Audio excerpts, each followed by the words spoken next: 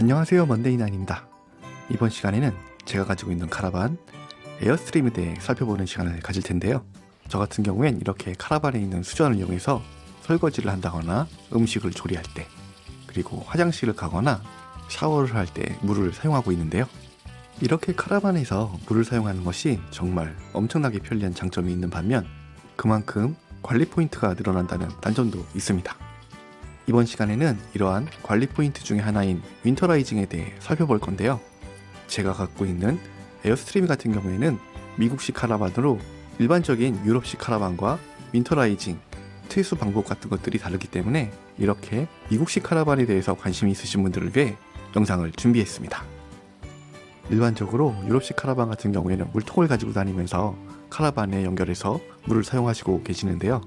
이렇게 에어스트림 같은 미국식 카라반은 물통, 그리고 블랙워터와 그레이워터 통이 카라반에 아예 장착이 되어 있는 경우가 있기 때문에 이렇게 퇴수를 꼼꼼하게 하지 않으면 한겨울에 동파가 일어날 수 있으므로 이러한 부분을 정말 신경 써서 관리해 주어야 합니다. 저 같은 경우엔 이렇게 매해 겨울마다 카라반에 윈터라이징을 해주고 있는데요.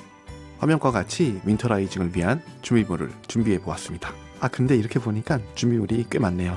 그나저나 지난해까지 정말 잘 사용하던 에어 컴프레셔의 호수 그리고 에어컨을 잃어버리는 바람에 이번 기회에 새로 구매하게 되었습니다. 에어스트림의 윈터라이징을 위해선 이렇게 조그마한 매트도 필요한데요.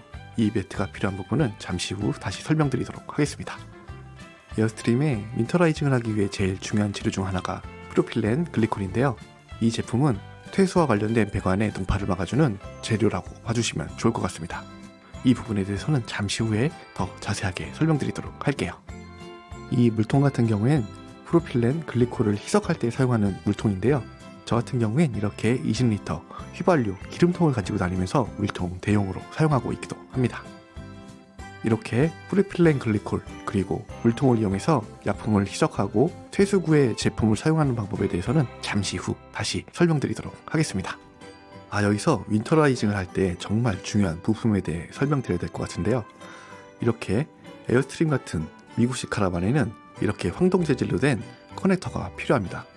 이 커넥터는 카라반의 청수 주입구에 사용하게 되는데요. 컴프레셔를 통해 공기를 주입해서 마치 물이 수압을 이용해서 밀고 나가는 것처럼 공기를 이용해서 모든 배관에 있는 물들을 한 번에 퇴수로 빼버리는 기능을 하는 커넥터라고 봐주시면 될 것 같습니다. 다만 컴프레셔를 통해 공기를 주입할 때 너무 세게 주입하면 오히려 배관이 손상될 수 있으므로 이렇게 압력 게이지를 통해 너무 강한 공기압이 주입되지 않도록 도와줄 도구도 필요합니다. 이렇게 앞서 말씀드린 커넥터와 이 에어 컴프레셔를 연결해주면 되는데요. 연결해주는 방법은 간단해서 이렇게 한 번에 찝어주기만 하면 되는 구조라고 봐주시면 좋을 것 같습니다. 이 부분은 마치 자동차 타이어에 공기압을 넣는 부분과 유사한 부분이라고 봐주시면 좋을 것 같네요. 컴프레셔를 사용하기 위해선 전기가 필요하겠죠. 저 같은 경우엔 이렇게 주차장에서 작업을 하다 보니까 따로 전기를 연결할 부분이 없어서 이렇게 파워뱅크를 이용해서 컴프레셔를 작동시키고 있습니다. 블리에티에서 나온 AC180P 모델을 사용하고 있는데요. 이게 한 100A 정도 되는 파워뱅크인데 이 컴프레셔를 이용해서 윈터라이징을 하는 동안 충분히 사용하고도 남을 전원을 공급해주는 파워뱅크입니다. 이렇게 파워뱅크와 컴프레셔를 연결하면 바로 컴프레셔가 작동하면서 컴프레셔가 공기압을 채우기 시작하는데요. 저 같은 경우엔 처음 컴프레셔를 구매할 때 저소음 컴프레셔를 구매했음에도 불구하고 소리가 굉장히 크더라고요. 만약 컴프레셔를 구매하실 분들은 정말 저소음 컴프레셔를 구매하시길 추천드립니다. 자, 이렇게 에어 컴프레셔의 공기압이 자는 동안 이번에 새로 구매한 에어 컴프레셔 호스를 좀 살펴볼까요?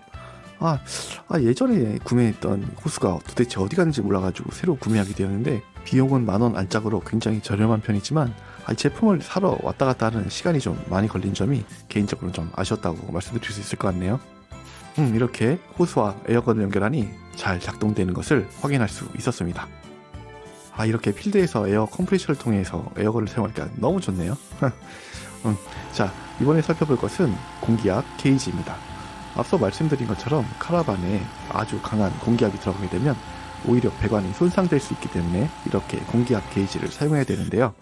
너무 많은 공기압이 한 번에 나가게 되면 수도 배관에 문제가 생길 수 있기 때문에 적정한 공기압, 저 같은 경우엔 에어스트림 제조사에서 권장하는 5바 정도로 맞춰서 사용하고 있다고 봐주시면 좋을 것 같네요. 아참참, 우리나라에서 사용하는 단위로는 75 psi 정도 되겠네요. 저 같은 경우에는 아파트 지상 주차장에서 이렇게 작업을 하다 보니까 계속 컴프레셔가 돌아가는 소리가 나가지고 굉장히 거슬리던데요. 혹시라도 소음 때문에 다른 분들께 피해를 끼칠까봐 이렇게 자동차 안에 컴프레셔를 넣고 사용했더니 굉장히 조용하더라고요. 컴프레셔를 사용하실 분들은 이렇게 차 안에 컴프레셔를 넣고 사용하는 부분도 참고해 주시면 좋을 것 같네요. 자, 이제 에어스트림에 대해 살펴볼까요? 에어스트림은 총 3군데의 청수 주입구가 있는데요. 첫 번째 주입구는 87리터의 물을 보관할 수 있는 물통이 있는 첫 번째 청수통, 그리고 청수와는 달리 바로 직결로 사용할 수 있는 직결 커넥터, 그리고 마지막으로 블랙과 그레이 오물통을 씻을 수 있는 청수 주입구, 이렇게 3개가 지원되고 있습니다. 우선 에어 컴프레셔에 있는 공기를 삽입할 수 있는 커넥터를 청수 주입구에 꼽아볼까요? 커넥터는 이렇게 시계 방향으로 돌려서 에어스트림과 연결할 수 있습니다. 이렇게 연결하는 부분은 미국에서 흔히 사용되는 시티워터라는 시스템인데요. 우리나라에는 그렇게 시티워터 시스템이 없기 때문에 별도의 커넥터가 있어야 이렇게 시티워터 시스템을 사용할 수 있습니다. 처음에 말씀드린 것처럼 이 공기압 게이지를 통해서 한 번에 들어갈 수 있는 공기압을 어느 정도 맞춰줘야 되는데요. 실제로 물을 사용할 때도 수압이 너무 강하면 안 되기 때문에 제가 영상 위쪽에 카드를 하나 남겨 놓을게요. 에어스트림에 물을 사용하는 부분에 대해서 궁금하신 분들은 그쪽을 참고해 주시면 좋을 것 같네요. 저 같은 경우엔 공기압 압력 게이지를 설정할 때 이렇게 케이블 타이를 이용하고 있습니다. 이 압력 게이지의 경우에는 이 손잡이를 얼만큼 세게 잡느냐에 따라서 압력이 결정되게 되는데요. 저 같은 경우에 이렇게 케이블 타이를 통해 한 땀 한 땀 아주 세밀하게 압력 게이지를 설정해서 사용하고 있습니다. 저 같은 경우엔 앞서 말씀드린 것처럼 오바 약 75 psi 정도로 게이지를 맞춰서 세팅을 했는데요. 공기압을 밀어넣자마자 화면에서 보이는 것처럼 카라반 배관에 있는 잔수들이 이렇게 강제로 퇴출되는 모습을 볼 수 있었습니다. 지금 보이는 부분은 제 에어스트림에 장착되어 있는 87리터 청수통에서 강제로 퇴수가 되고 있는 모습인데요. 이렇게 87리터 청수통에서 강제로 퇴수를 하는데 약 한 30분 정도는 걸린 것 같더라고요.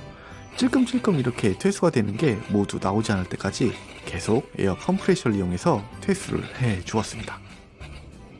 참고로 에어스트림에서 퇴수가 되는 밸브는 총 3개를 이용해서 퇴수를 할 수 있는데요.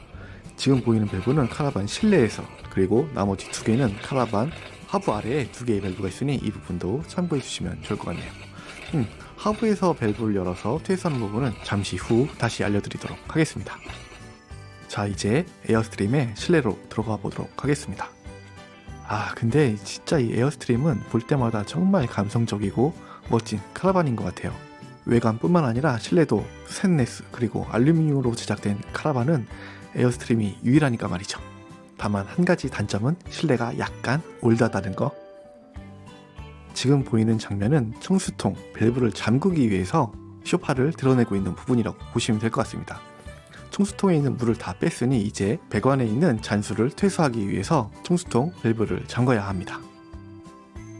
이렇게 쇼파를 드러내면 마감재가 하나 보이는데요. 이 마감재를 드러내면 청수통이 보이고 있습니다.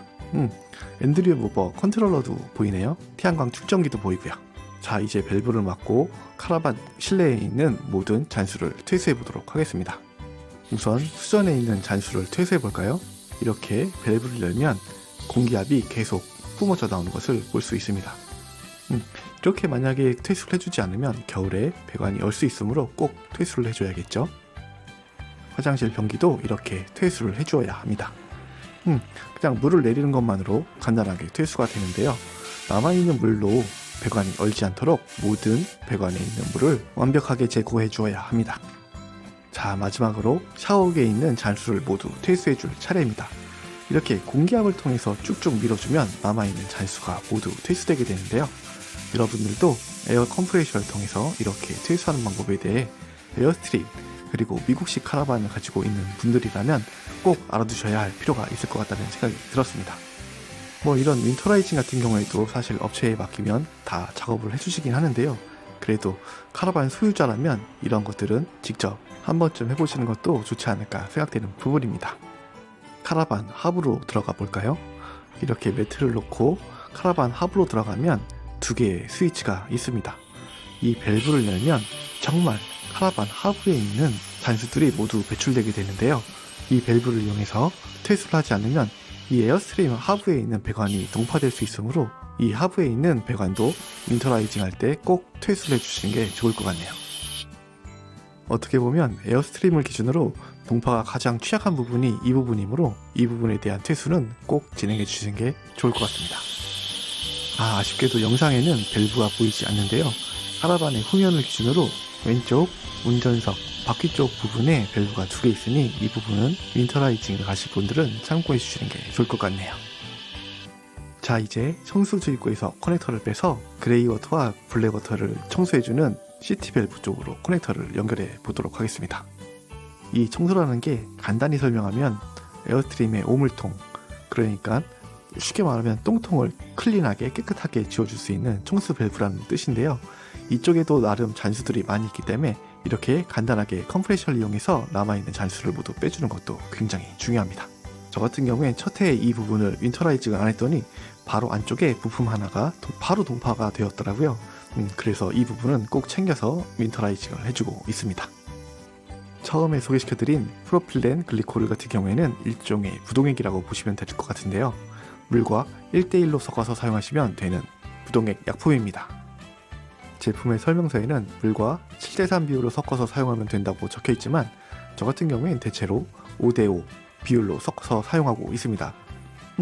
이게 자칫 비율을 조금만 잘못 맞춰서 사용하다 보면 오히려 배관이 망가질 수도 있기 때문에 이 부분은 저 같은 경우엔 좀 보수적으로 잡아서 사용하고 있습니다.